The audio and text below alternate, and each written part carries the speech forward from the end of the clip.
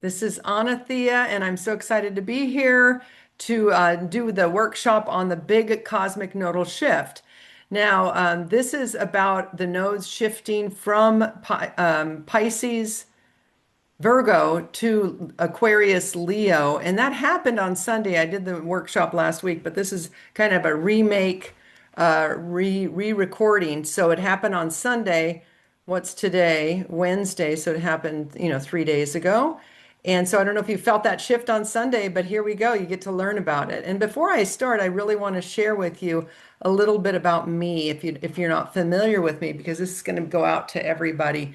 Um, my name is Anna-Thea. I'm an evolutionary astrologer, a Venus star point practitioner, and a certified Awesome. divine feminine educator, plus the love card lady. So I Awesome. do astrology, but my emphasis is really don't ask me what stocks to buy, don't ask me what where to live on the planet, but just around my emphasis is around relationship. And I got my evolutionary astrology diploma from Maurice Fernandez. And so that was a 2 year program. And most people, take maybe 5 years to complete it. But I really was hell bent on finishing it. So I did Wow. finish it in 2 years. So that was a real powerful transformation for me getting that diploma. It wasn't a certification, it was definitely a diploma. I went back and I looked at I felt like I had written a book because you had to analyze and send in. You had to write or type up and then send in chart analysis and other types of analysis questions that he'd give us. And I went back and I totaled it. It was basically I had completed a book in the time that I Wow. had done that diploma program. So it was pretty wild, a very deep and intense experience. But I also studied with Ariel Gutman, which is about the Venus star point. And the I've Venus, been interested in that. yeah, it's super awesome. And a lot of people don't know Venus is an evening star and a morning star. Did you know that? It alternates from evening I to learned morning. it. I Yeah, learned it. Yeah, yeah, that's fascinating. yeah. Fascinating. And Venus is the third brightest star in the sky after the sun and the moon. And actually the sun and the moon is the what we're going to be talking about today because it's the relationship with the sun and the moon that creates the nodes, and that's what I'll be talking about. But anyway, that Venus star point is another part of my studies, and I'll probably be teaching a class on that as well. Now, Naomi, I want you to know that your video, your face is going to be in the video if you don't mind. Otherwise, you can take it That's off. fine. Okay, great. I mean, do you want me to take it off? Is it Um, better for you if I well, do? oh, you know what? Actually, I'm wondering if it's going to be, no, here, I can go like that. So I think now it's off. Now it's away. So I think Okay. I hopefully it's just recording just what is on the screen. So did you see a little bit of you on the screen? I didn't see anything of me on the screen. Okay, interesting. Okay, so I think it'll be okay. All right. So I also, besides that diploma book that I basically wrote, I published a book and it's Empower Yourself by Loving Your Body, The Woman's Guide to Reclaiming Yourself as Sacred. And this I I wrote, think that's great. yeah, I wrote that We're in really into this. Everything you're into, we are into. awesome. We but tell Awesome. us about this Empower Yourself, Loving Your Body book. Yeah, so I wrote it in 2012 and 2013 and uh, published in 2014. So it's really about women reclaiming their bodies. We have a lot of self-hatred. We're not good enough. We're not perfect enough. We're not skinny enough. We're not pretty enough. And it's really that your body is your sacred temple.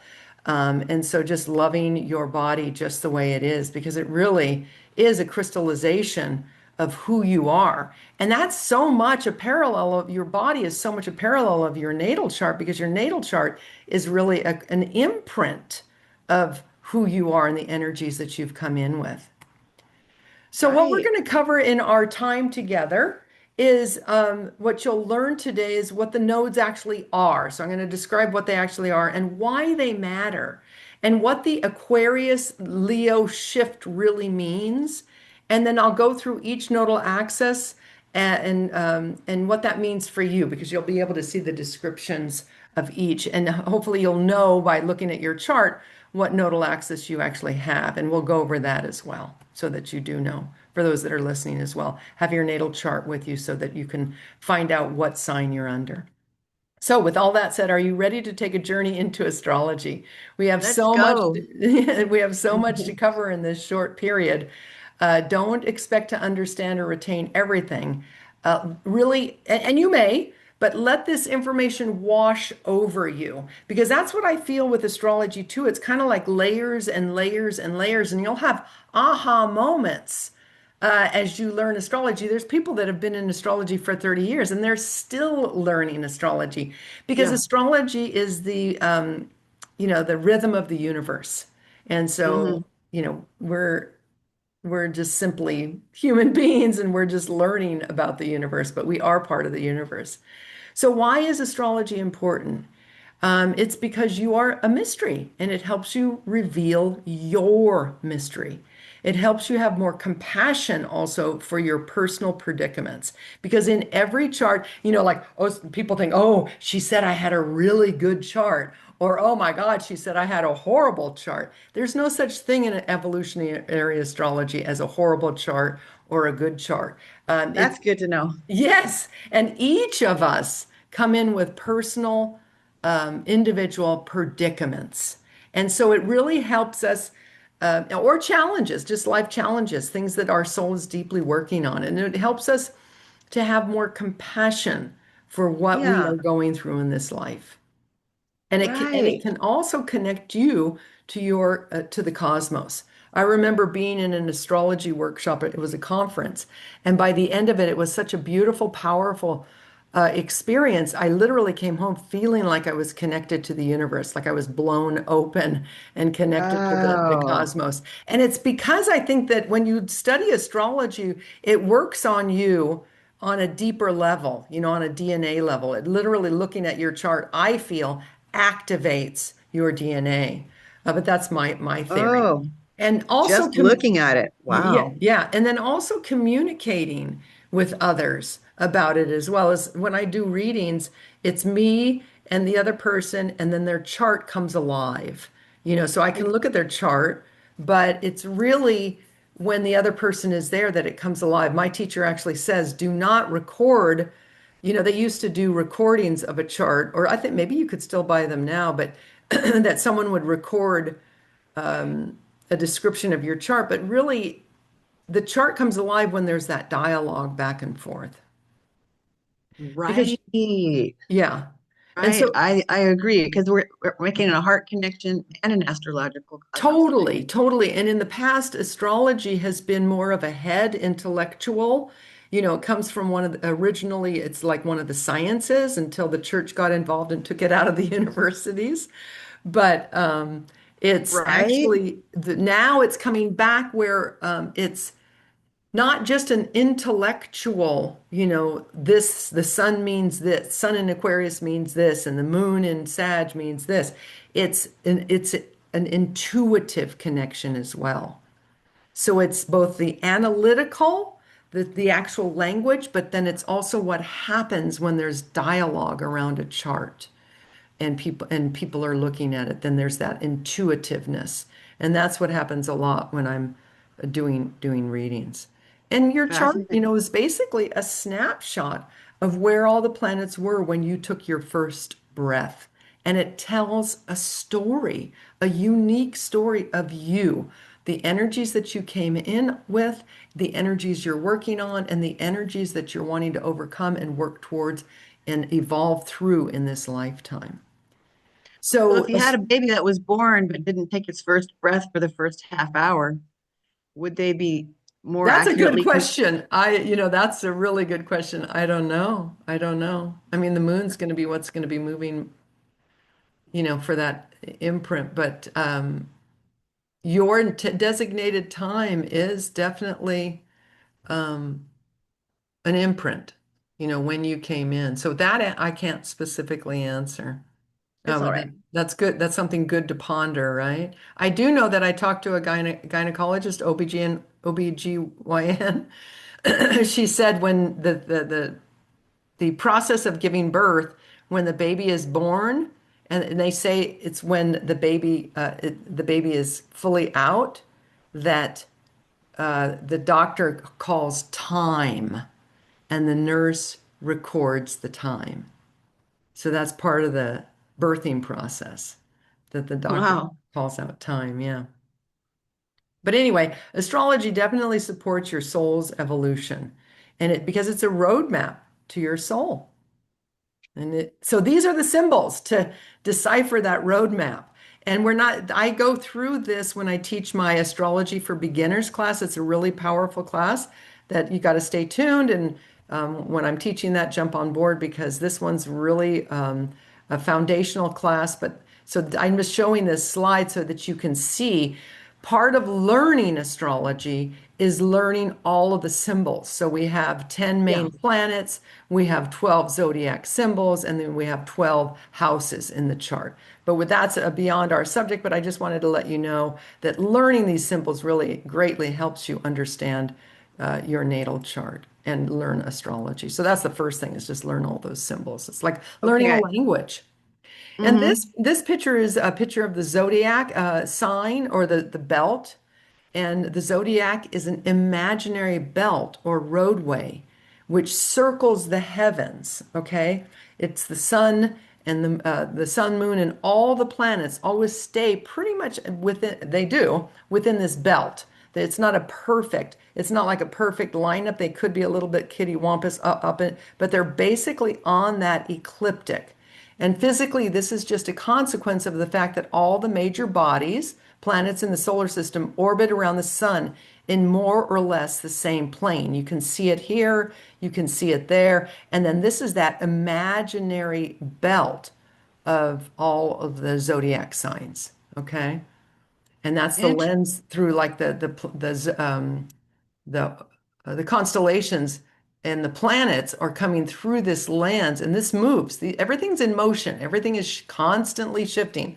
Like we say, life has changed. We're just these little humans on the planet and we're getting these influences hit on us and our natal chart is being hit with these different energies as they shift through the heavens. The But as style of far, astrology you've learned and practiced is called evolutionary astrology, which is yes, Western astrology, which is that whole sign? evolutionary astrology. It's evolutionary astrology, and I do not use whole sign. I use Placidus.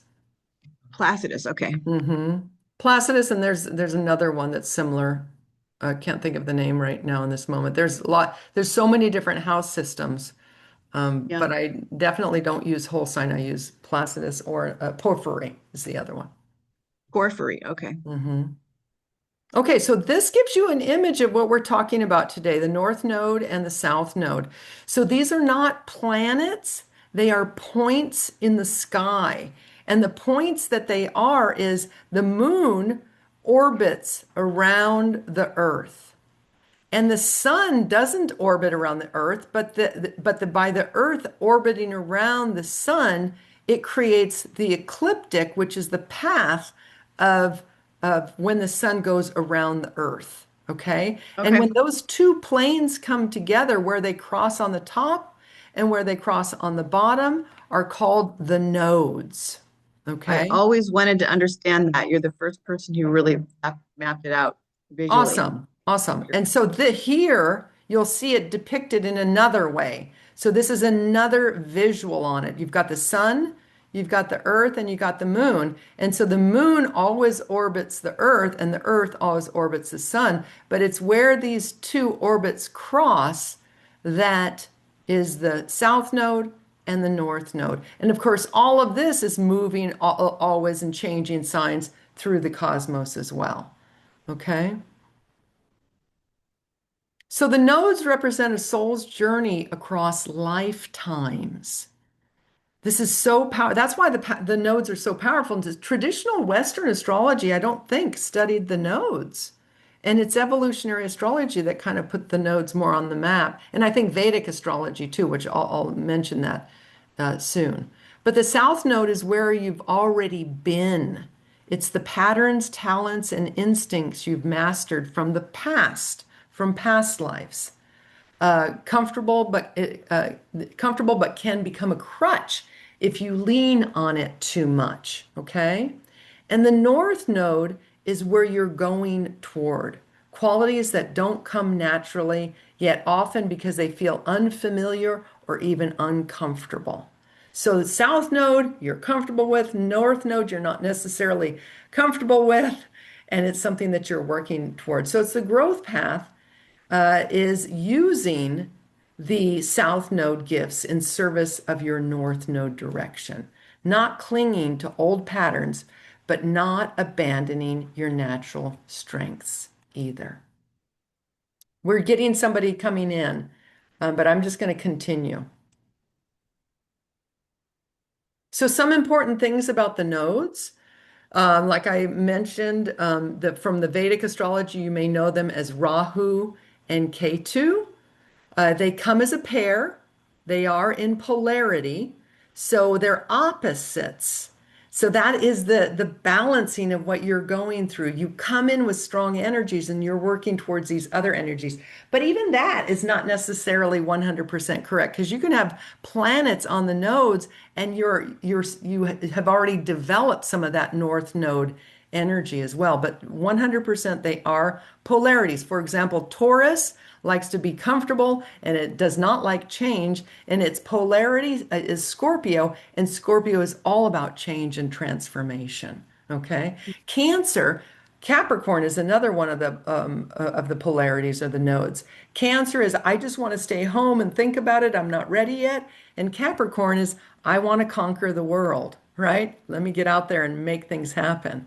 So these pairs are polarities. And you were born with a specific pair of nodes. 12 zodiac signs, therefore 6 pairs, okay? But they can be expressed in one direction or the other. So there's literally 12 expressions of nodes. After you were born, they keep moving and change signs about every 18 and a half months, and it varies. Some years it's 18, some years it's a little bit less, more, but in about 18 months, I'll be doing this class again where it's shifting from Aquarius, Leo to Capricorn, Cancer. Okay. Hmm. There can be planets on the nodes and or aspecting the nodes, which I kind of mentioned. And so that impacts what you are actually working on in this lifetime as well. That adds to the story. You experience nodal returns, which, like I said, you have your specific nodes, and then the nodes keep on moving. And then you can have a nodal return about every 18.6 years and reverse nodal return every 9 years. So when you know where your nodes are, like I mapped out my nodes, and it was interesting of what has happened in the past. I don't have it exact in front of me because I did this a while ago, but as I remember it, relationships came into my life when I had the reverse nodal return and left when I had the nodal returns, which I found very interesting and something to ponder. And so that's the thing is as you start learning your astrology chart, because what I really want to do is teach you the foundations of astrology so that you can start, in conjunction with astrology readings, that you can start pondering your own natal chart and helping you to reveal your own mysteries. And so over time in your lifetime, it's a lifetime process. You learn your chart and you start pondering it and seeing how different things happen over time. It's truly absolutely fascinating. So, evolutionary astrology is Western astrology, but evolutionary astrology's perspective on the nodes say that they reveal the soul's karmic past and its evolutionary purpose, guiding personal growth and spiritual development in this lifetime. It's a roadmap to your soul's growth. Let me check here for a second. Okay.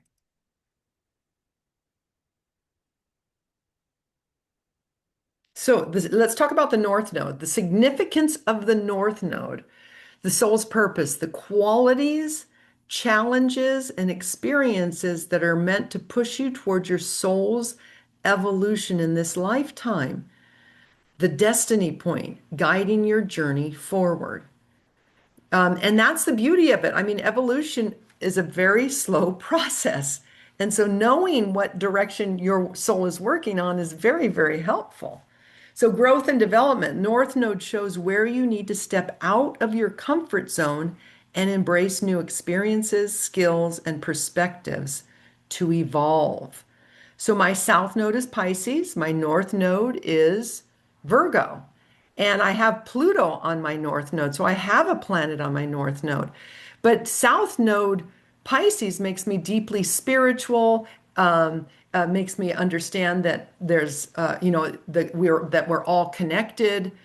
And then that North, and so how do I explain this without getting sidetracked? Pisces, people that have Pisces, and many, many people can have Pisces. You can have Pisces moon, you have a Pisces node, Pisces Virgo node. But anyway, Pisces energy, when you come into this world, it's very harsh. Pisces people are very empathic and sensitive. And so, I feel like my North Node, I'm developing skills. I'm working on really being, and North Node is an earth sign. So I'm really developing skills. I remember one time when I gave a reading to a woman, she's the opposite of me. So people that have the opposite node, for example, Naomi, you are North Node Gemini, South Node Sag. If you meet people that have North Node Sag, South Node Gemini, you guys can learn from each other. Okay. And so when she was sitting there with South Node Virgo, and she had a company that she developed, and she was just so successful and so organized and on the mark and career oriented, and what she was here to develop was to trust in the process and let go. And so I sat there and I was like, oh my God, so I'm here to develop skills, more skills, to be in the earth plane, and she's here to let go because she's already developed that. So, it's interesting when you understand these nodes and how they work in your life, Yeah. but also applying it to people that you are connected to as well. Oh, right. That's the biggest learning right there. I have 6 kids and a whole bunch of friends, and I ask everybody their astrology. It's a Yeah. great Yeah, and education. yeah, and a Then I see a beautiful, walking example of its expression. totally, totally. And so when you um if you want to learn astrology, one of the best ways to do it is just go on astro.com, print your chart, print your family and friends chart, and just start investigating the differences of each person's chart and their personalities.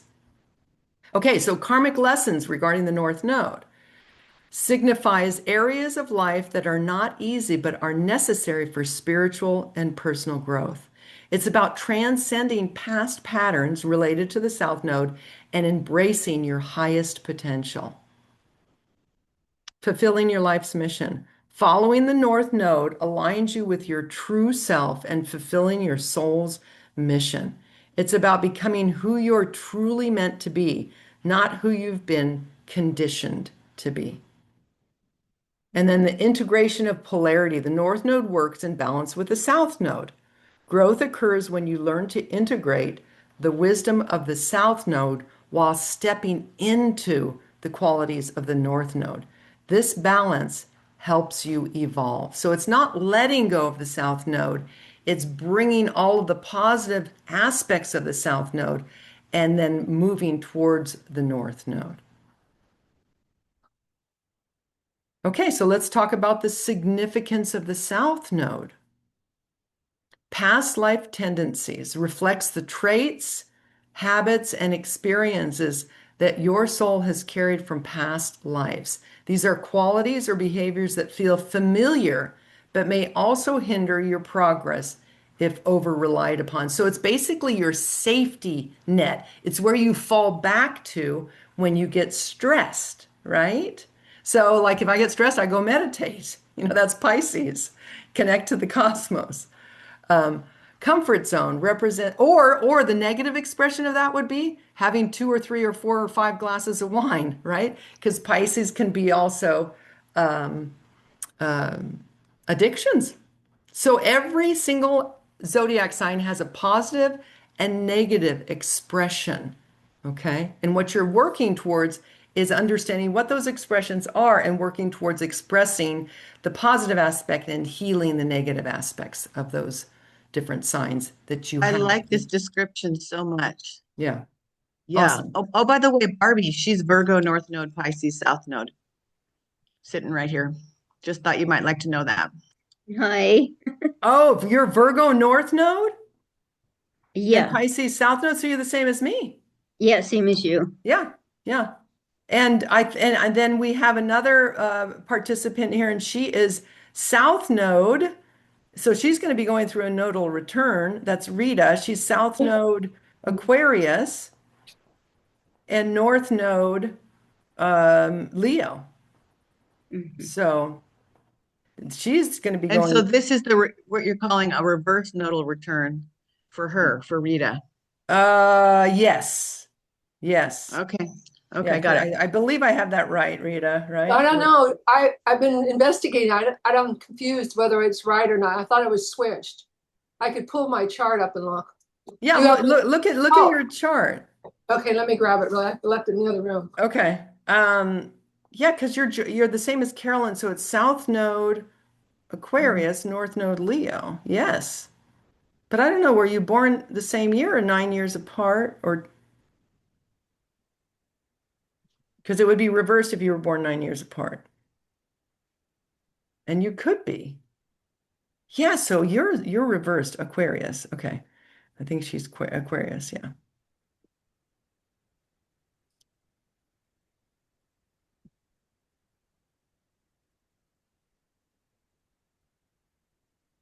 Wait just a second.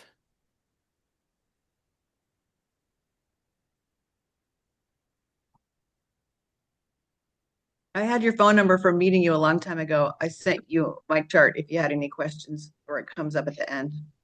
Oh, okay. So the North Node is in the 11th house. And Yeah. Aquarius? Yep. Oh, Yeah, I got. because you're I not. don't know. It shows in both sides. In the. Isn't that the one? That one like that? Oh, I see. One's upside down. The other one's. Oh, so the upside So down the one is. upside down one, the one that's more like a basket, is the South Node. Okay, South Node is in Leo. Yeah, you're 9 years apart from Carolyn, 9 to 10 years apart from Yeah, Carolyn. so the North Node is in Aquarius. Yeah, so you and Carolyn are learning from each other. Oh, wow. Or you can learn from each other. That's really up to the individuals, but the opportunity is there because she comes from where you're going. So your North Node, Aquarius, your South Node, and so you are going through a reverse node, no, a nodal return. A nodal return. A So, nodal return this year. Yeah. wow. So that's What degree is it, Rita? 28 degrees in the North Node. Yeah, it would be the same for the South. It's always the same, identical. Oh, it's always, yeah, you're right. Yeah, 28. it just doesn't show, I think, on astro.com. It doesn't even show the South Node, but it's always identical. If you know what the North Node is, you know what the South Node is. It's opposite in the same degree. So that means right now, the nodes just shifted on Sunday to 29 degrees. Oh, So wow. they're So I'm 1 degree really, away. You're in it, honey. You are in your nodal return.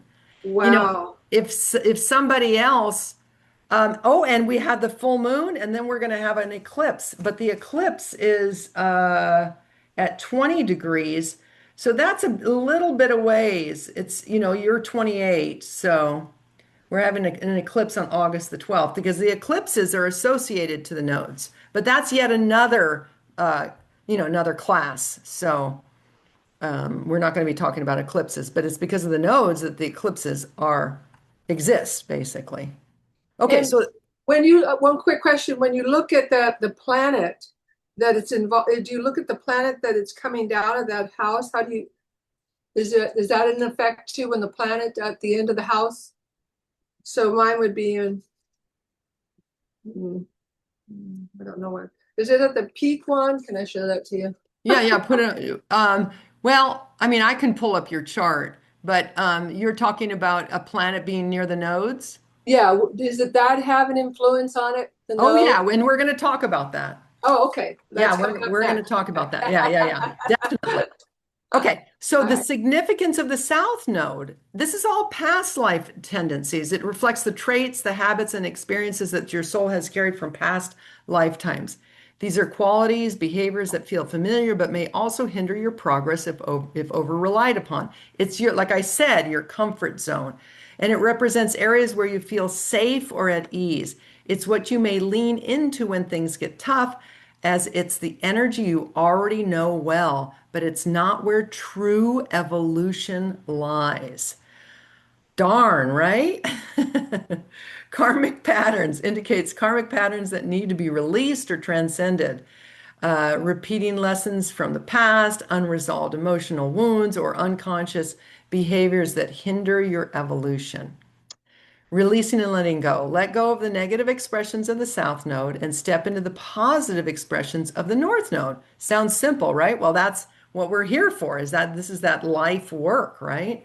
Balancing with the North Node. The soul's work in this lifetime is to step away from the South Node pull and embrace the qualities and face the challenges of the North Node. So, it's really, I'm just thinking about you and Carolyn, Rita. So you come in with that Leo energy, that individual self-expression. Leo is I'm on stage. Aquarius is the audience. So, you guys are learning from each other, and she comes in with Aquarian energy, intellectual, high-minded, likes things nice. She has that Saturn there, so a sense of responsibility. And so you help her to just be more playful and lighten up. Yeah. That's what I was Yeah. just thinking in my head as we're, as I was reading this. Okay, let's continue on. Possible expressions of nodal return. So this is you, Rita.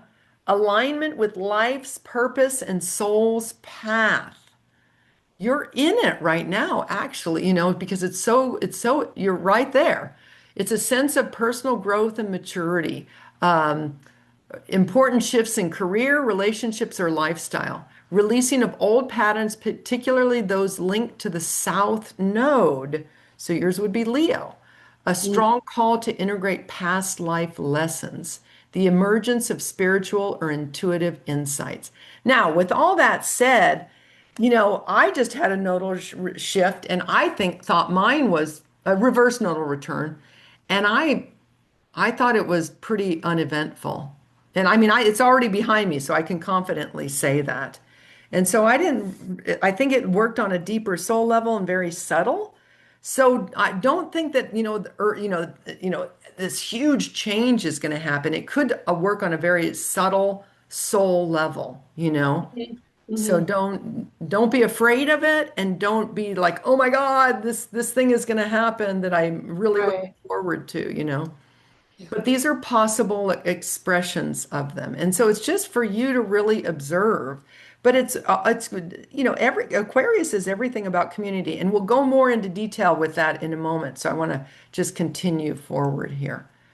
So nodal returns versus reverse nodal returns. And this is not like exact either, because it was really kind of opposite for me when I investigated my own. But nodal return, a time of moving forward into your destiny, often marked by external changes, growth, and clarity about your life's purpose. So that is potentiality for you right now, Rita. And then reverse nodal return, a rare reflective period where you reevaluate past decisions, karmic patterns, and old wounds. It's a time of unwinding and healing that allows for deeper growth by letting go of outdated or limiting aspects of the past. While the nodal return is about embracing your soul's purpose, the reverse nodal return is about reassessing and realigning, a time for the soul to make sure that the path ahead is authentic, based on integrated wisdom, and not a continuation of past mistakes or missteps. And so I have to think of mine with the reverse nodal return is when relationships came in. It wasn't exact, and then the North Node was when relationships left. And I feel like my big investigation in this lifetime is about investigating what it's like to be in relationship, because I come in with the moon in Sag in the first house, which is, one astrologer described it as the Amazon woman. from the Leo tribe, which is this very independent, autonomous. But it doesn't mean I'm like this powerhouse because I have that Pisces South node. So it just, like I'm investigating relationship in this lifetime. This is like the first time in many lifetimes that I'm actually in a female body. And I'm like, wow, how can women have children in this dimension and do all these things, And so it's interesting that these are my own personal ponderings that I'm sharing, but that's what studying your own astrology or your own chart will help you to ponder these things and have compassion and understanding for them. What else did I want to mention about that? Forget, but anyway, we'll just continue on. But life is a mystery, and it's all about a journey of personal investigation. Okay? So, how did we get here into this dimension, this life? What is life all about? As you get older, you can go through existential crisis, like what is really the true meaning of life? And I don't have those answers, but I have my theories, okay? And the nodes are really powerful in helping support and guide you. So the sun and the moon have a very interesting relationship. And you didn't see this, did you? Did you see this, Rita? This image right here in a few screens below? No, you did not. Okay. But the sun, it's the crossing of the sun and the moon's path that creates the nodes. They are not planets, they are imaginary points in the sky. And it's interesting because have you ever noticed when you look up in the sky, the moon and the sun look like they're the same size? They have a 400-to-1 ratio. So the sun is 400 times larger than the moon, but the moon is 400 times closer. And the moon represents the feminine, and the sun represents the masculine. And what dimension are we in here? We are in the male body, female body dimension, right? We're in the masculine, feminine dimension. And so this is the portal right here that we came through. When these two paths cross that masculine and feminine energy, we come into this dimension, this portal. These are my, and they do call it a portal. So what portal, the portal into this dimension, what portal did you come through, basically? And so then these are the different portals here. Aries, Libra, Taurus, Scorpio, Gemini, Sagittarius, Cancer, Capricorn, Leo, Aquarius, and Virgo, Pisces. Okay. And you can come from Aries to Libra. That could be your south node. That could be your north node. Or another person, their south node could be Libra and then their north node Aries. So we can flip every single one of these, right? Steve came in the Virgo Pisces. What? Say that again? Steve is a Virgo Pisces. Got it. Okay, so that's the same axis as I'm on. And Barbara here. Okay. But with all of that said, two people can share the same north node and south node, right? But have completely different expressions. Now, you're not going to see the charts here. Excuse me. But for example, person A, Aquarius North Node, person B, Aquarius North Node. But Aquarius North Node for person A, that North Node is in the 7th house, which is the house of relationships, with Venus conjunct it and square Pluto. They're having an experience all about transformation in relationship, learning about relationship, facing limitations around relationship, transformation through relationship. And Aquarius, of course, is North Node Aquarius. The soul's intention or the evolutionary intent is for elevation through these challenges in relationship. Person B has Aquarius North Node in the 10th house. 10th house is all about career with Jupiter there trying the moon.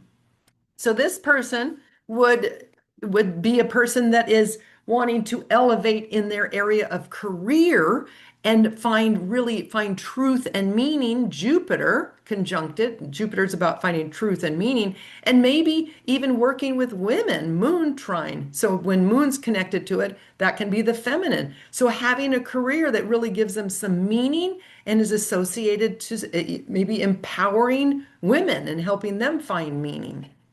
So they're, even though they both have the same North Node in Aquarius, it can be expressed in very different ways. And they can have completely different destinies. My apologies for my cough. So your unique birth chart tells your unique story, and it's one of a kind.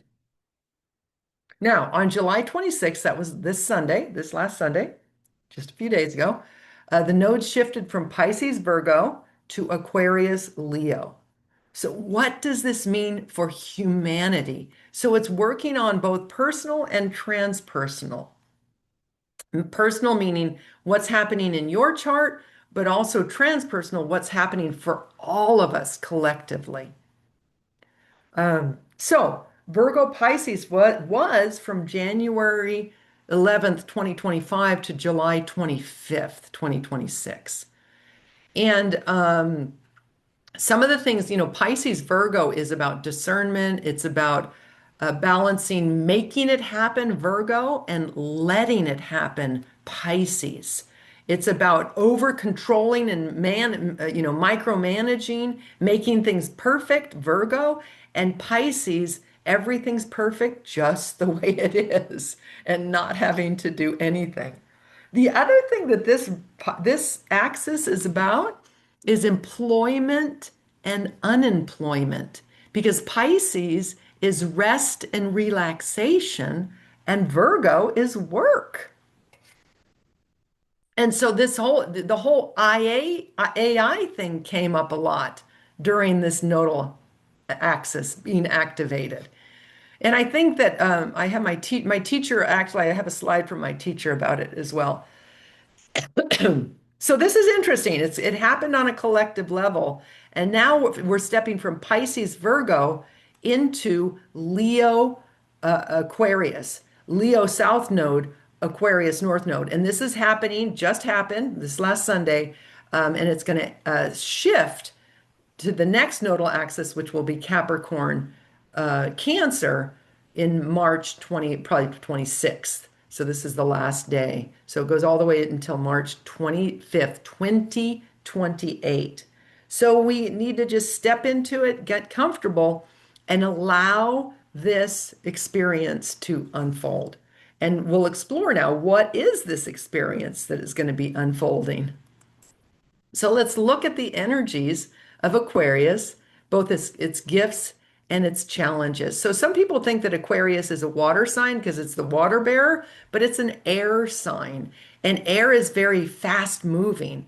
Aquarius is vision and forward thinking. It's about innovation, being more objective, seeing things from a distance. It's also a very humanitarian.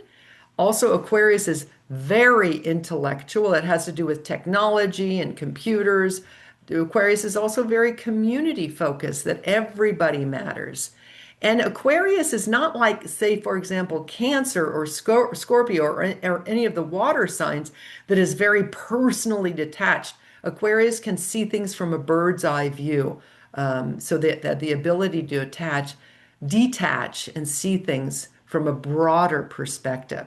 With that said, the challenges they can be too detached, too cold, right?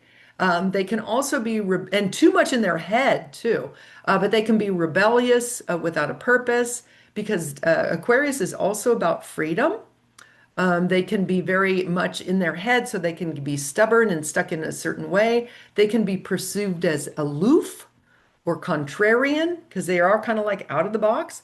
They can be very over intellectualizing, erratic, because it's the ruler of Aquarius is Uranus, and so unexpected things can happen. Also, Aquarius and Uranus are related to aliens.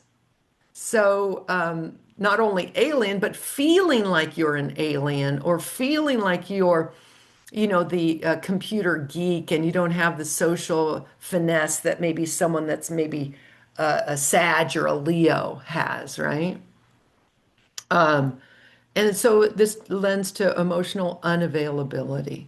So these are the positive, some of the positive and negative expressions of Aquarius. And then here are the gifts and the challenges of Leo.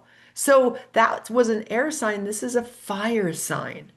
So fire is also very fast moving because it's passionate. There's a force to it. So Leo is very confident, very open-hearted, warm-hearted, and generous, very creative and expressive. It's about confidence and leadership, loyalty, radiance, playfulness. Leo is also about children, and Leo is also about your lineage, okay? Because it is about children, so it's about passing down to your children, that certain energies. So the negative side of Leo would be arrogance or egotistical. It's about me. I'm on stage, attention seeking. They need lots of validation. They can be, because it's a fire sign, they can be very dramatic. Also stubborn because it's a fixed sign. I teach that in my beginner astrology class, what a fixed sign is. It's in in a quadrant, it's in the middle. So it doesn't want to move. Um, they can be very domineering, prideful, self-centered, and like I said, need for constant validation. So this gives you an idea of some of the expressions of this axis, this nodal axis.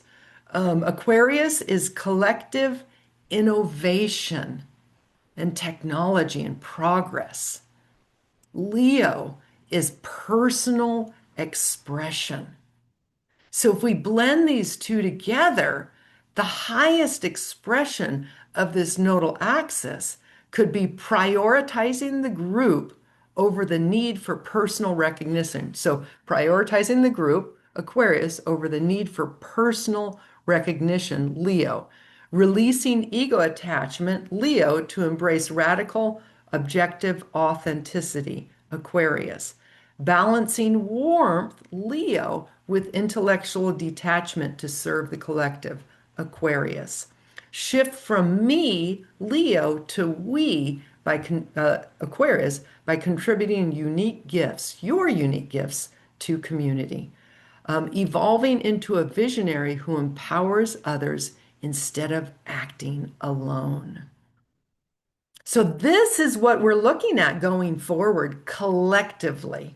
Rita, for you, this is something for you to really meditate and focus on and ask for support, because this is like your portal is being activated right now as we speak, basically. Yeah. Have you been feeling it at all? Oh yeah, I've gone through a lot of personal transformation. My dream states are crazy. Wow. Awesome. So just a lot of things happening on that level and dealing with family a lot. Well, and so there's probably some other aspects in your chart that's part of the whole story, you know what I mean? Of Yeah, healing and evolving and whatnot. yeah. Fifth Because house. Fifth house was in. yeah, fifth house is lineage, your lineage, your family, legacy, the whole, yeah, Ah, yeah. It's also love affairs because that's when you have children, when you have love yeah. affairs, you can have Oh, children. Romance, Leo's uh-huh. very romantic. So, but this helps you to see with some aspects of it, of what you can be working on, right? So, how can you participate in your true passionate expression of yourself, Leo, and contribute to the greater good of humanity in the next 18, Aquarius, in the next 18 months? So just ponder that. And, I jokingly say I was supposed to be a white Oprah, but then, so my ego had that big agenda to have a big microphone and talk in front of millions of people, right? But my soul had a different, experience of what I was here to do. So life humbles you. And Even my teacher said if we could live till our Neptune return, which is 145, we'd have such a different perspective on life and the human experience. But we die typically around our Uranus return. Uranus returns every 84 years. And the next planet out is Neptune, 145.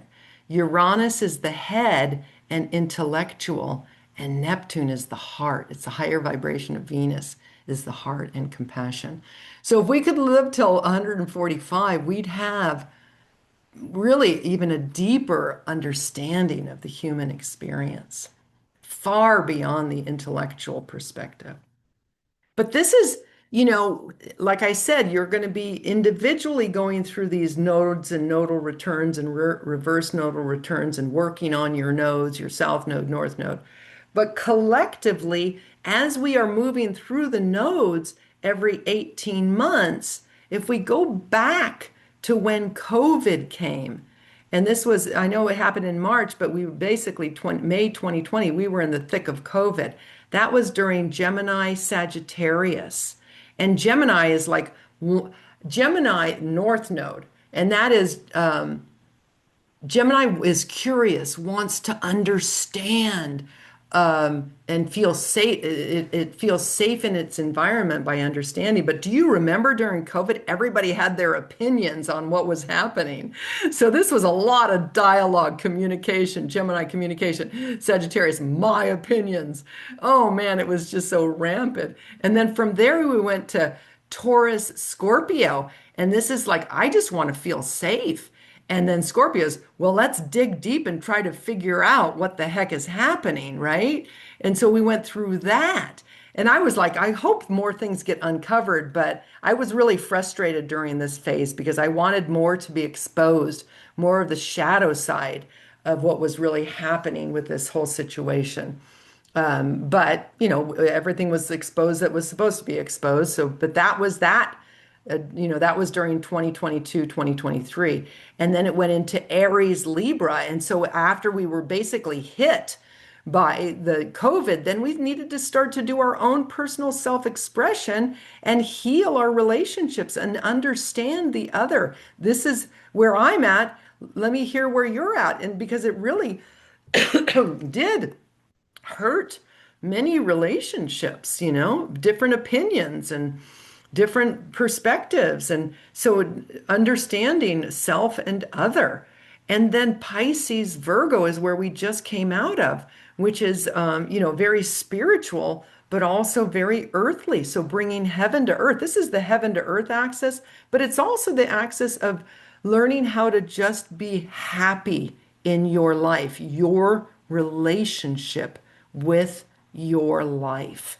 The journey of Pisces Virgo is finding peace and harmony within your existence as a human, basically. I mean, that's one of the key aspects. It's also discernment. It's also knowing when to act and when to let things happen and when to make things happen. And then here we are in Aquarius Leo now. We are working on what is our individual expression and how can that benefit the greater good of humanity. And so we're going to learn that, and then I'm just going to guess going forward, then there's going to be a lot of hard work, Capricorn, to make this new world that we're forging, to get out of all of the, what COVID did to us and the collapse of all the systems and structures. That's basically what's happening. And Capricorn is about rebuilding, but this time we're rebuilding taking the feminine Cancer into consideration. And now we're going to come with the wisdom. See, here we thought we knew, because that's our south node, opinionated, and this is my opinion. Sagittarius can have strong opinions. And north node is now coming more as the sage and wise, but still being very curious. So it's interesting. These work on a collective energy. And that's just one quick interpretation of how I see it. You can go back to this slide and look and see what you would ponder with these dates in this time period of what we've all been through globally, basically. Okay, so when we look at, we're stepping into the Leo Aquarius nodal cycle, and we just stepped into it, like I said, we always look back to see. Now, this I got from my teacher, Maurice Fernandez, and he's very politically oriented. I'm much more personally oriented. So I don't focus on politics, but I thought I'd include this slide in case you do, or this is, you can go back at what was happening at that time in your life. So from January 2008 to September 2009, it was it was 18 years ago, and it was Leo North Node, Aquarius South Node. And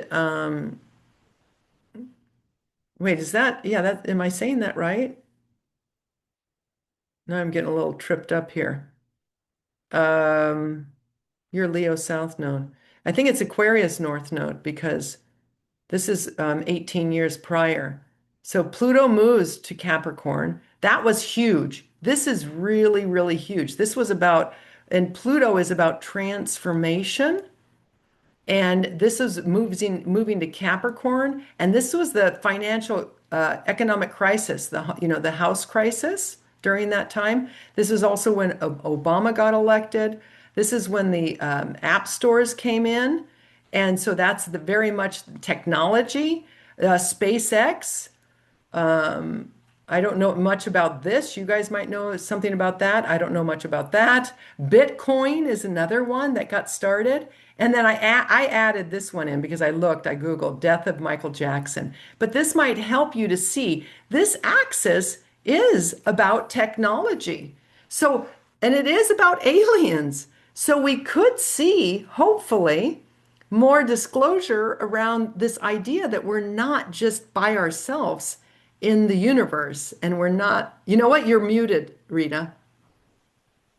That we're not by ourselves in the Yeah, next. I agree. Yeah. So this might I be feel very, that they're going to make themselves known. yeah. And what we have to be careful of is that the government isn't in charge, that it's really a natural, beautiful, higher consciousness. See, Aquarius is also expanding your consciousness. It's consciousness. Aquarius is about consciousness and raising your consciousness. So in next 18 months, and we have to have discernment, like, is this truly an authentic connection, or is this another power grab or power control thing? So there's potentiality for some really beautiful things to happen and better technology. So again, I say there's negative expressions and positive. We have AI starting to really take hold. And is this going to be for the greater good of humanity or the detriment of humanity? Same thing with, aliens. So it's a very, very interesting. As we move forward in the next 18 months, we will all be here to experience it, right? Yeah. Okay. So now that was the global and the collective and the transpersonal perspective, but now we're going to step into from the transpersonal to the personal. So this is where astrology gets personal. So when I look at a chart, these are the things that I first look at immediately is house placements, planets on the nodes, which it sounds like, Rita, you have a planet on the node, squares to the nodes, trines to the nodes. What are the rulers? For example, Aquarius is ruled by Uranus, and Leo is ruled by the sun. Pluto plays a huge role this year in the nodes because it's going to be crossing the nodes, and Pluto doesn't it does not cross the nodes. So this is like, and Pluto's about transformation.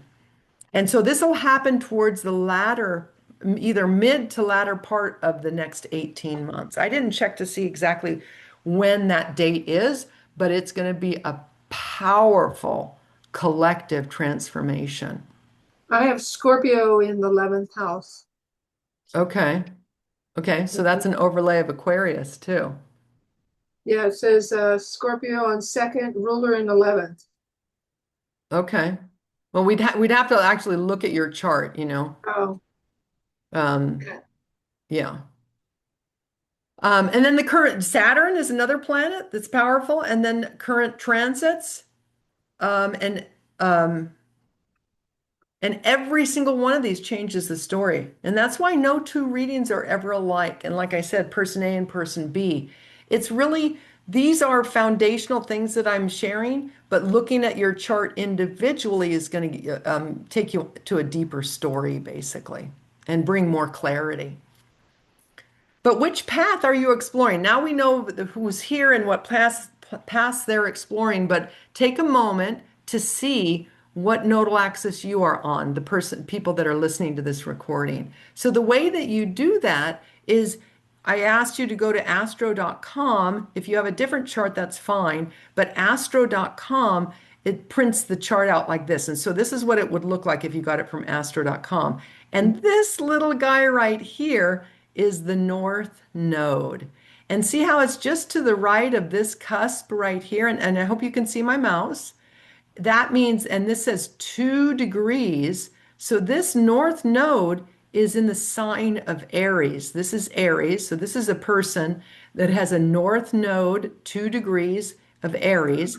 And of course, the South Node is going to be just the opposite right here. South Node, Libra, 2 degrees. Okay. Okay. I had mine wrong. It's 16 degrees, not 20. Yours are 16 degrees? Yeah, I was looking at a different chart. 16. Oh, okay. So they're not 28 degrees. No, it's 16. Okay, so you have a little ways to go, honey. Okay. I mean, it's like halfway, basically, because it's 30 degrees. It's halfway through that 18-month marker. Now, there's energy going in and there's energy coming out. Did you notice any shifts on Sunday? Any particular interesting happenings on Sunday? Because it's when it went into your portal, when it shifted. Mm, no, I can't say I have. Okay. It's interesting observations of energy shifts, right? Because they're very subtle. But since it's not at 28 degrees, then really it's 16. So it's going to be, there's 30 degrees. It's basically halfway through 30. So, you're going to start feeling it more when you get closer, like halfway through, like 8 months, but really 6 months, I'd say a couple months before. Okay. But you're already kind of in it, So here's another example. Let's see. There's the node. Look at the node right here. Now see how it's kind of in a similar location on the chart? But the chart moves. And this is Sag. Aries is over here. And it was on the other chart down here. There's the North Node at 21 degrees. But look it has the moon right next to it. It's conjunct the moon, 21 and 24 degrees, both in Sag. South Node, it doesn't show it on here. They don't show it. But this one is very packed. It has Saturn and Mars. So this is not this person's first rodeo. Their soul has been working on things, okay, with planets on the nodes, and 3 planets, 1 on the North Node and 2 on the South Node. We're not going to go into interpretation of this, but I just want you to see that when you have planets on the nodes, it puts more complexity into that, what you're actually working on in that node, with that nodal axis. This is my chart, actually. South Node Pisces, North Node Virgo, but I have Pluto there. I've been pondering that Pluto on my North Node, ever since I started studying astrology. It's just so profound. And it's not only right there on the North Node, and they are a wide conjunction. They're not, this is 6 degrees and that's 14. So they're wide, but my other conjunctions are wide. So I am affected by wide conjunctions, I believe. So we could call this a conjunction, but it's right there at number 1 at the top of the chart, and it's right on the angle. So that Pluto plays a very powerful role in my evolutionary process. Okay? It's so close to those nodes and what I'm working on and evolving. Here's another one. Look at this example. This one, her node, and this is the south node right here, and this is the north node right here. The north node is in effect, even though Uranus is in Leo, this north node is in effect all by itself. And the south node is packed with Aquarian energy. So this person is going through a reverse nodal return, processing a lot of past life stuff and letting go. And see, this person came in anchored in Aquarian energy, right? And is real and responsibility to the collective. And look at Moon Capricorn, rising Capricorn. This is also being very responsible. But what this person is really working on is having fun and play and self-expression and creativity, right? Okay, let's see. Venus on the north node. So this is south node Leo, north node Aquarius with Venus there. So it's about relationships. It can also be about money. And it's Aquarian elevation. Let's see, does it have a square? It does not. Okay. But they have a strong energy of Leo, but they're being pulled and Venus is helping this person evolve into their north node. So think of these planets as personalities that are kind of talking. So this Venus is talking to the North Node, helping this person step away from just being on stage to having relationships where it's more communal and collective and taking everybody into consideration. Let's see, I think I have one more. Oh no, I couldn't, two more. Here's another example. So this one, even though the Juno is there, Juno is an asteroid, a relationship asteroid, but we're just going to pretend like that's not there. And this is Scorpio North Node and Taurus South Node. So they come in with Taurus, which is stability. I don't want change. I want luxury. I want good food. I want to feel comfortable. And North Node, Scorpio, is all about change and transformation.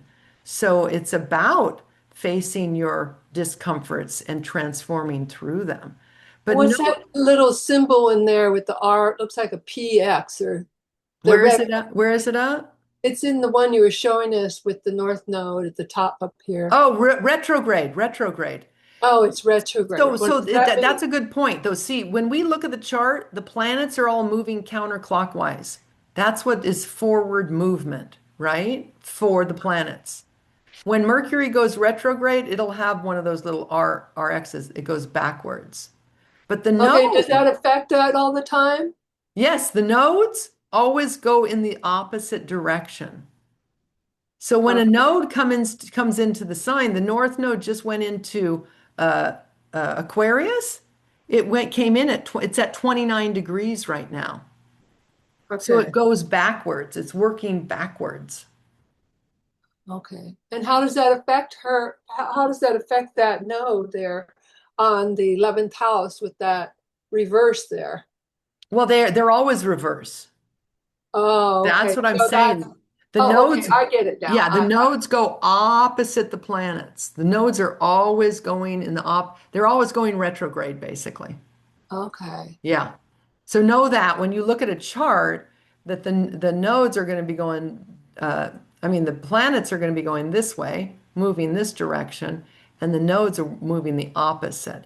And Got it. again, that's why when we have a nodal shift, it starts at 29 degrees, the very first degree of that next sign, And basically. can that reverse be in other areas of their chart too? Yes, The node? yes, yes. You can come in with Mercury retrograde, any of the planets, they all retrograde. So yeah, you can, and yeah, that's what's interesting with my chart. None of them are retrograde, but retrograde is when you have a chart that's retrograde, you can have expertise, but you're also reworking things too. Oh, okay. Yeah, Reworking. rethinking, reworking, reevaluating. But what's interesting about this person's chart, look at these squares. See these squares? Yeah. So squares are challenges. In my whole time of diploma, when I was getting my diploma, we rarely talked about trines. That's a trine or a sextile. We did, but mainly for evolutionary astrology, you want to look at your squares, your challenges, and overcome your challenges because that's where you evolve. Well, this person is trying to go from Taurus to Scorpio, but they have all of this basically, more specifically, Mars and Venus and the moon and Chiron over here that they're having to contend with. And so it's a balance of moving from Taurus to Scorpio, not wanting change, but needing to change and transform. But they are needing to look at these. These give additional information of what they're actually working on. So it's not about going from here to there to find the balance, not about going from Taurus to Scorpio to find balance. You have to take these other things into consideration as well. So they give a bigger picture, but it's also makes for a more challenging journey. This person, this is, like I said, definitely not their first rodeo. They definitely are working on these things. And I almost, it's where you have deep, deep compassion because it's almost like they have these big challenges that they're really working on in order to get to their North Node Scorpio, which is transformation that leads to empowerment, basically. Okay. Thank you. Yeah. And then this one here is Neptune on the South Node and Moon on the North Node and a square. So similar, but not as dramatic, not as intense and dramatic as that one. But this one does have, let's see, this is 23 degrees, nothing exact. It's kind of like the sun, but in general, looking at that energy. And we're just looking at the energies of these nodes, okay? So there's a Neptune energy, which is a Pisces energy on the South Node. This is idealism in relationship because Libra is a relationship, Neptune is idealism, and Aries, this is the relationship axis, Libra, Aries, self, Aries, other. This person is learning how not to lose themselves in relationship, but and honor their emotions. When you have Saturn in the first house, is that the same? No, Saturn is going to be a completely different. Saturn is responsibility. Saturn is restrictions. Saturn is authority. Saturn is work. Saturn is systems and structures and responsibility. So yeah, completely different expression. Okay. Yeah. Do you have Saturn in the first house? Yep. Okay. A sense of responsibility. I'd have to look specifically, but yes, that and also can be the mentor and the teacher. The mentor, Mm-hmm. the role model. Okay.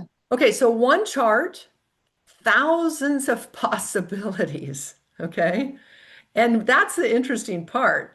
Every birth chart tells us a completely different story. Even twins don't live identical lives.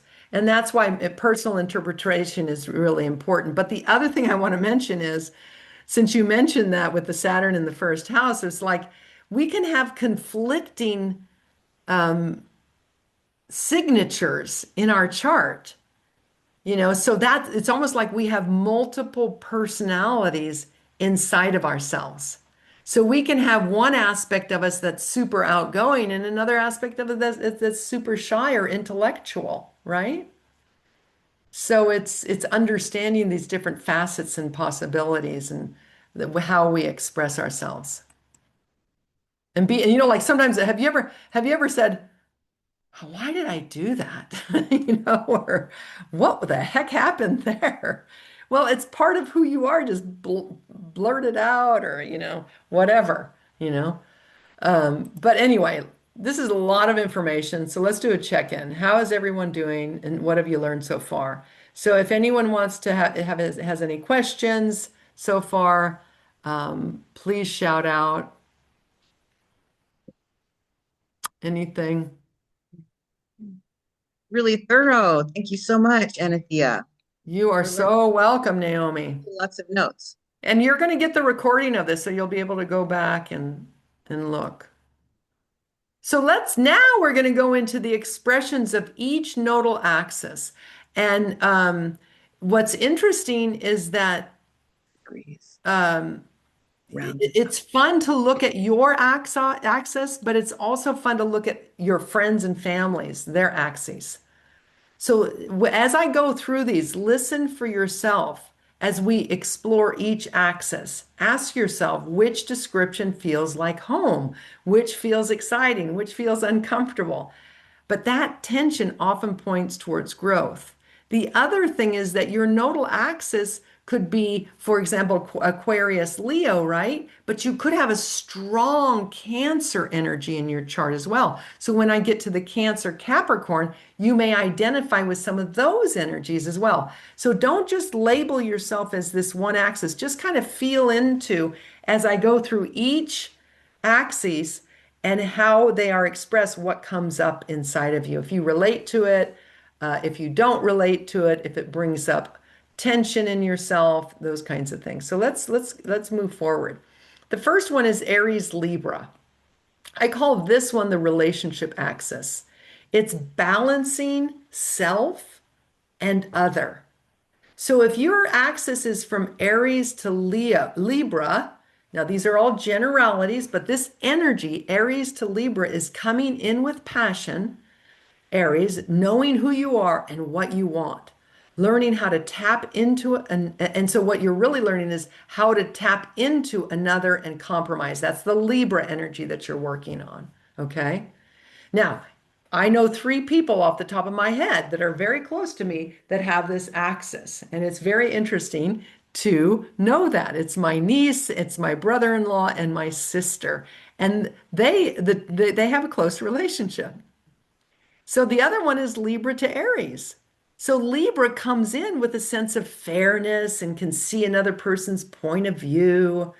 But what they're learning how to do is learning how to know their needs and not lose themselves in relationship. Can you see how a person that has an Aries Libra nodal axis can learn from a person that has a Libra to Aries nodal axis and vice versa, right? Okay, that's the beauty of it. And we do attract these people. My brother and sister-in-law, he has South Node Taurus, she has North Node Scorpio, she has South Node Scorpio, North Node Taurus. So, and they're 9 years apart, born 9 years apart. Here we go. There's that axis. And this is the sex, I call it the sex, power, and money axis.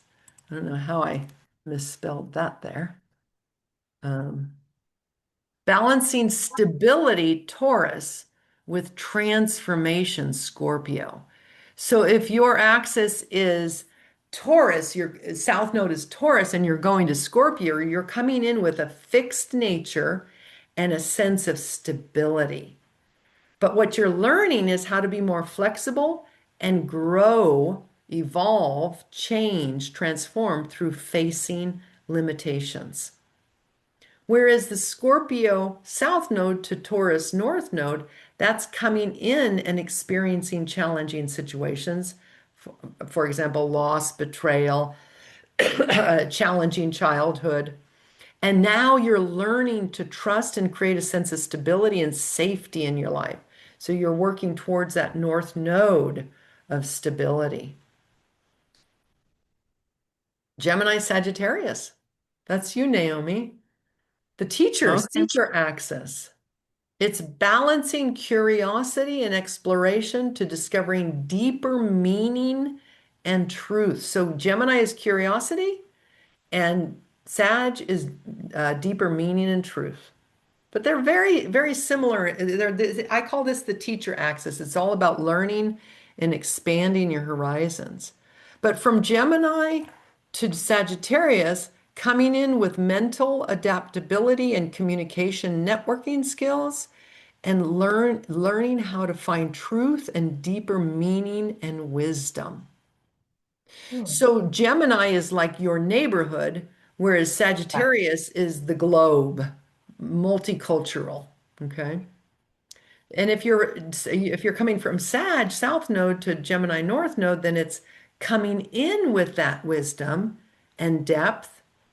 But also, I have to say, because I'm a Sag moon, is being very strongly opinionated, but you do come in with wisdom and you do come in with depth and truth.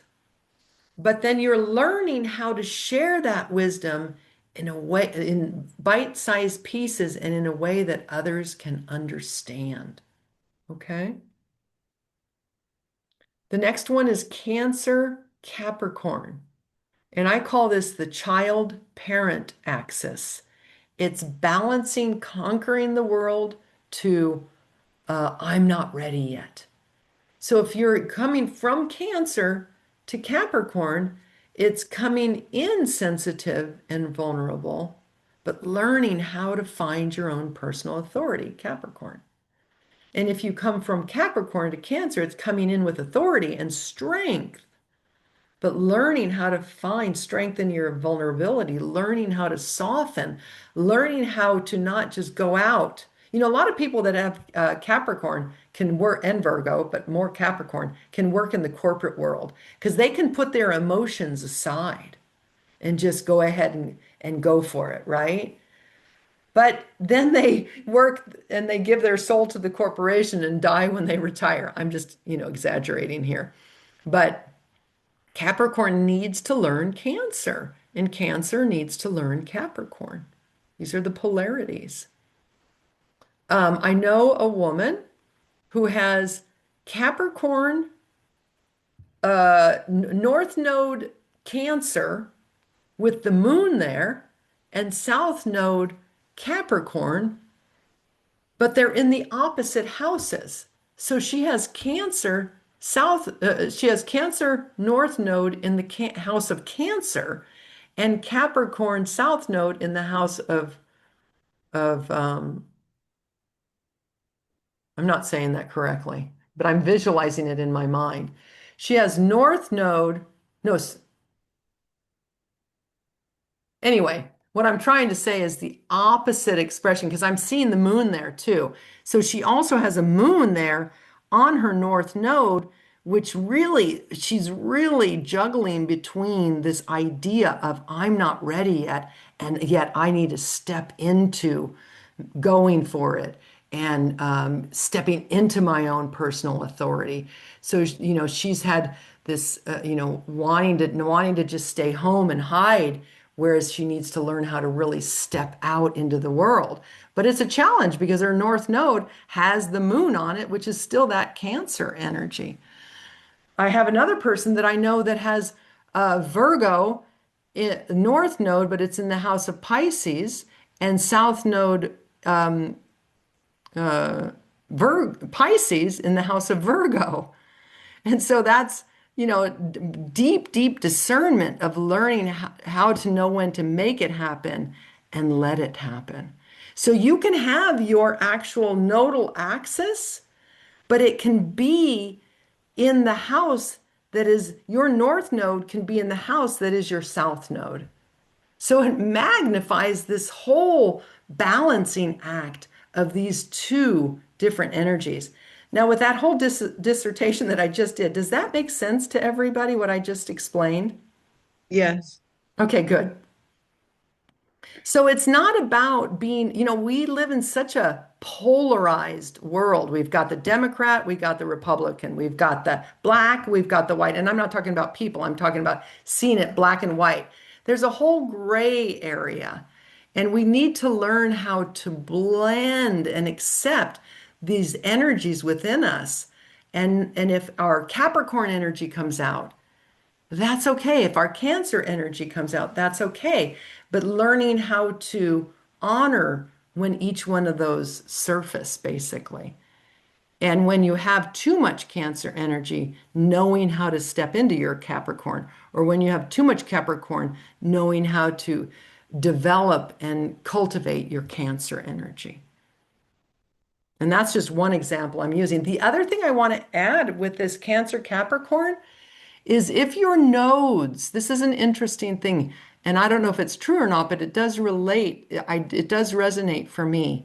If your nodes are in the 4th and the 10th house, some people believe this is a gender change lifetime.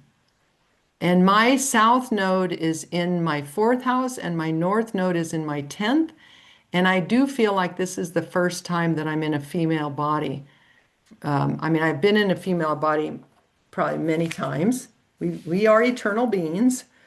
But I do feel like this is the first time in a long time that I've been in a female body and just exploring, wow, what it means and feels like to be in a female body, you know?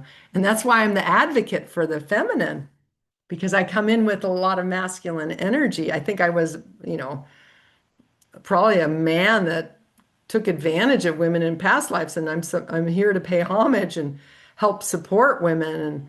And like in the patriarchy, like I can't believe what women, I got into this physical body and I'm thinking, I can't believe what women are putting up in this dimension or in this lifetime. So it's very interesting. Okay, Leo Aquarius, here we are. This is the one that we're stepping into. It's called my teacher calls it the royal axis, because Leo is the kings and the queens, right? And Aquarius is the elevated citizens of society. But it's balancing personal expression and contribution to for the greater good of humanity.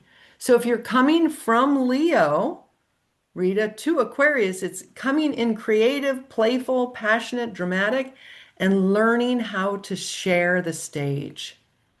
Remember, Leo Aquarius, Leo I remember when my teacher said that.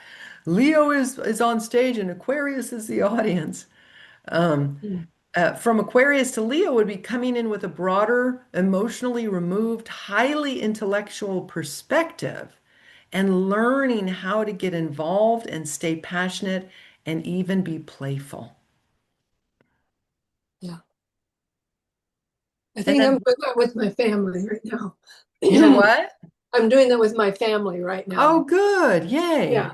Yeah, awesome. A lot of forgiveness too, right? Yeah, a lot of forgiveness and just honesty, openness, and compassion to get real with life in itself, what we're doing together and sharing that.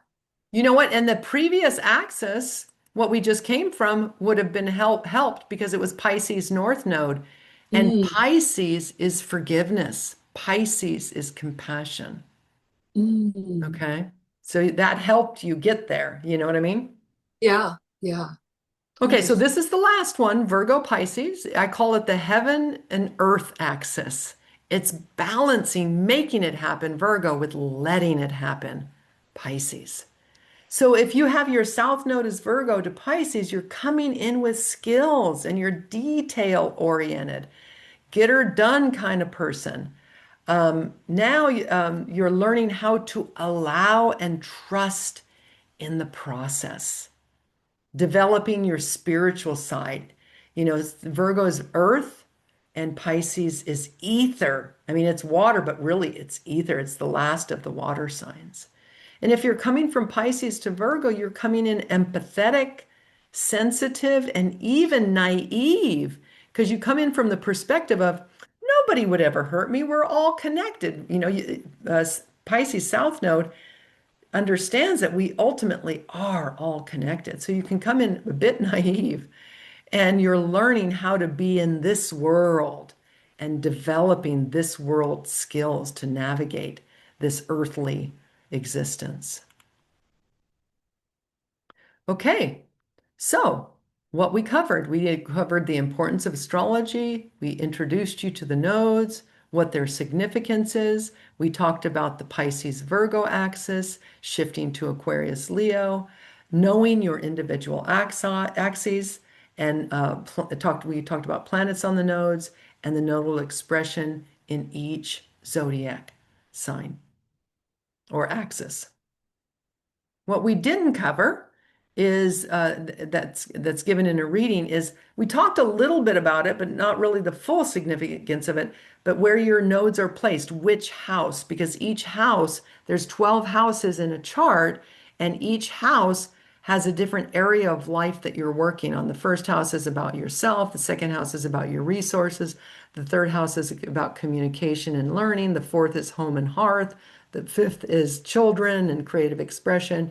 The sixth is vocation and health, and so on. We talked a little bit about planetary aspects. We didn't talk about the significance of the eclipse, but that's a whole other thing. As a matter of fact, today, depending upon when you consider the eclipse season, today is a full moon in Leo. Let me make sure. No, is it in Leo? Let me see. Full moon. I'm sorry, in Capricorn. And it's, no, I'm sorry. What am I saying? I'm looking at the chart here. Aquarius, 6 degrees Aquarius, full moon at 6 degrees Aquarius. We are just opening up the eclipse season because I'll show you, there's a screen that shows the eclipses and the dates because the eclipses have to do with the nodes.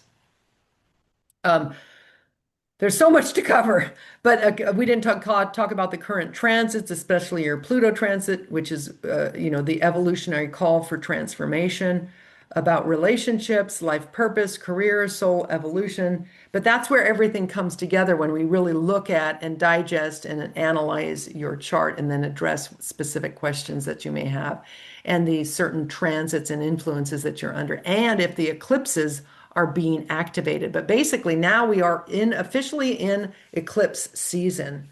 But before I get to that, I want to stress to you that there are so many different facets that make up you. You are unique and one of a kind and worth getting to know. They say we're made of stardust. Can you believe it?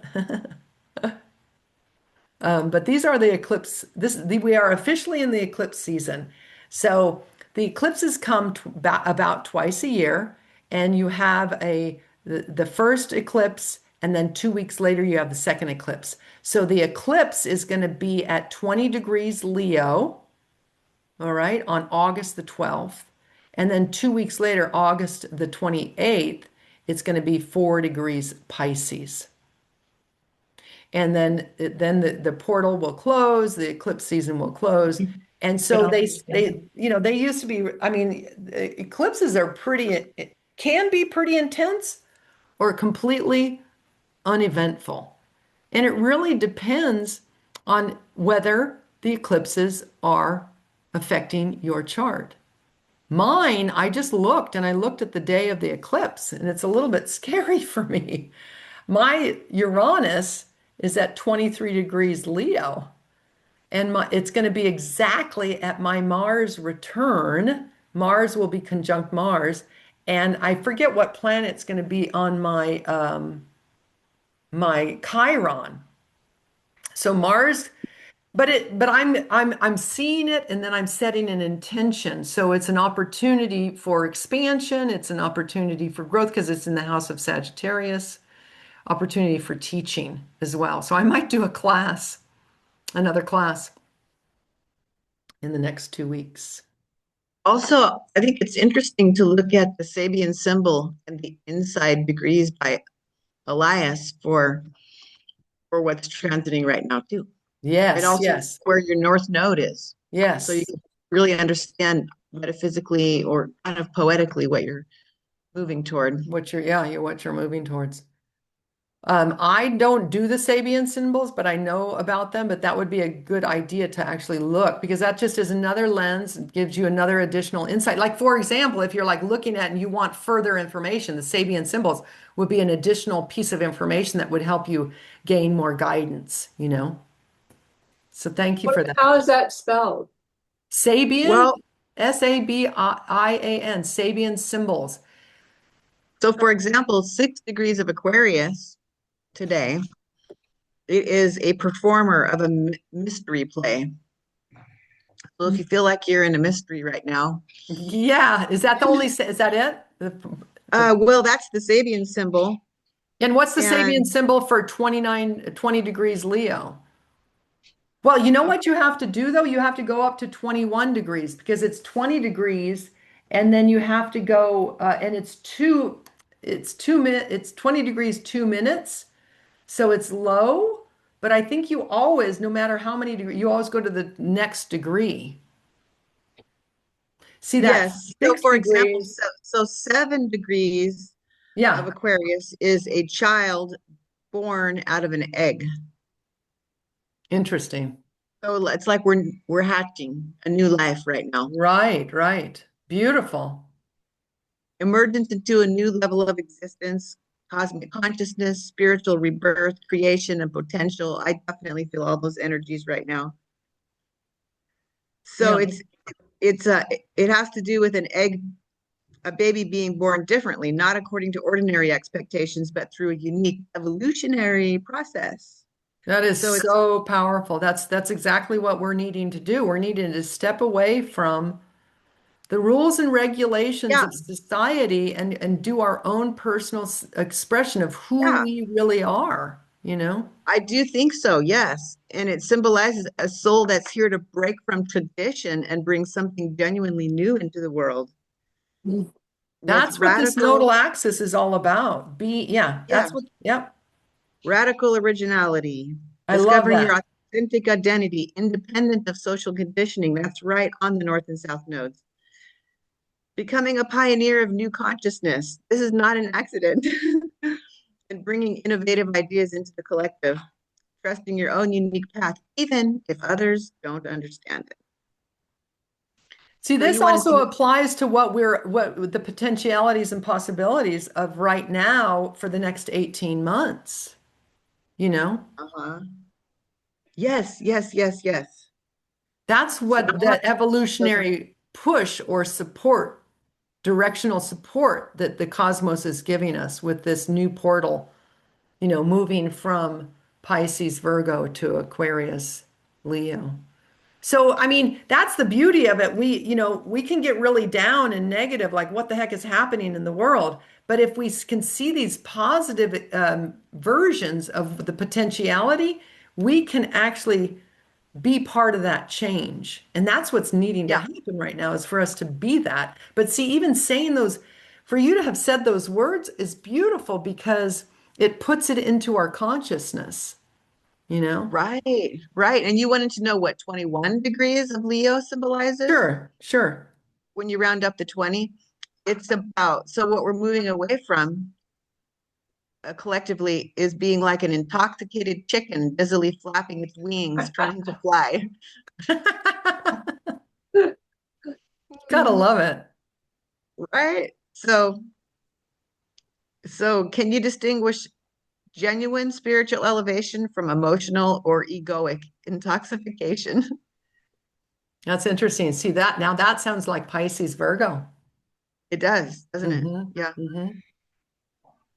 It's all about healthy enthusiasm and joy without losing discernment, having creative courage and inspired leadership, and remaining grounded while pursuing extraordinary visions, expressing confidence with humility. That's beautiful. Now that sounds more like Aquarius Leo. Thank you. Thank you, Yeah. Naomi. you. You want Okay, the inside so degrees? what? You also want the inside degrees? No, that's okay. Okay. So today's a full moon, Today is a full moon in Aquarius. it's 30 degrees. Will that have any Six, effect on 6 degrees, 6 degrees, oh, 6 degrees, and 30 minutes. 30 minutes? Okay. Can we expect anything from that today? Any of us? Well, I don't know that your degrees, but it is in Aquarius because it's, we're going towards the nodes. We're going to have the eclipse at 20 degrees Leo. Ooh, Um, 6 degrees is a karmic number. It's Libra. It's balancing self and other. That's how I see six. So, okay. Aquarius, and it's the full moon, the full expression. My Um, Venus is right at the same degree. Yeah, Mm, without seeing the charts, you guys, I wouldn't, I wouldn't be able to really, okay. yeah. Just curious. So these are articles that I'm going to put in the chat. Oops.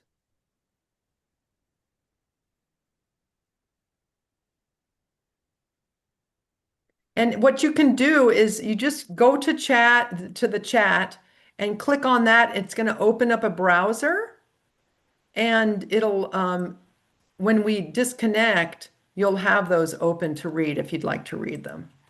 And so Thank you. the one is just a real summary of general astrology. So it gives you like a good foundation of astrology. And then the other one is a really good article on couples compatibility. So I think you'll find that very interesting as well. Oh, thank you. Yeah. Okay, so let's see, where were we? Okay, I'm going to get rid of that.